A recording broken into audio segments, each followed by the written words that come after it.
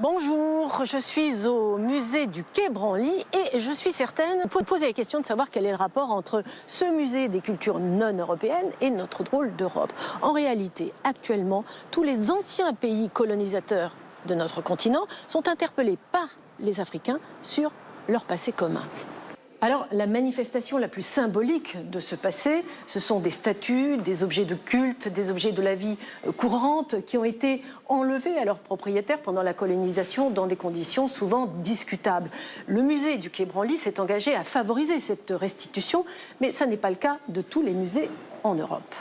Ainsi, par exemple, l'ancien musée belge des colonies qui va rouvrir en décembre. Il a fallu 50 travaux pour que le musée de Tervuren change la présentation des œuvres.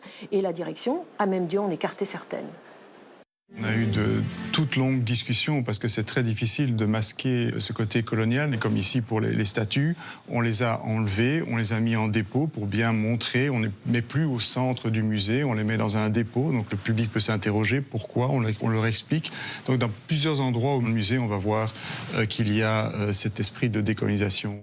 La réouverture du musée en Belgique en décembre risque d'être assez mouvementée car une partie de la communauté belgo-congolaise a demandé la restitution de certains objets qui s'y trouvent.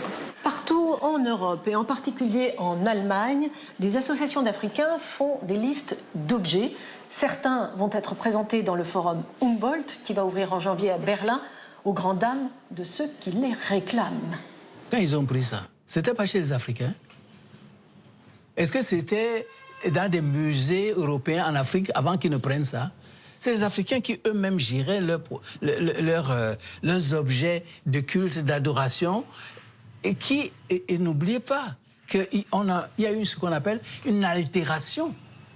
C'était des œuvres de culte et d'adoration que les Européens ont transformées en objets d'art marchand.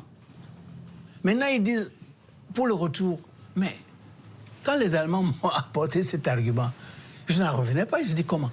Le tanguay de mon grand-père, et c'est moi le successeur. Et ils me disent que, d'abord, toi-même, c'est qui, là? Comment est-ce que tu peux réclamer? Tu n'es pas l'État du Cameroun. Mais est-ce qu'ils ont pris ça à l'État du Cameroun? Ils ont pris ça dans le palais de mon grand-père.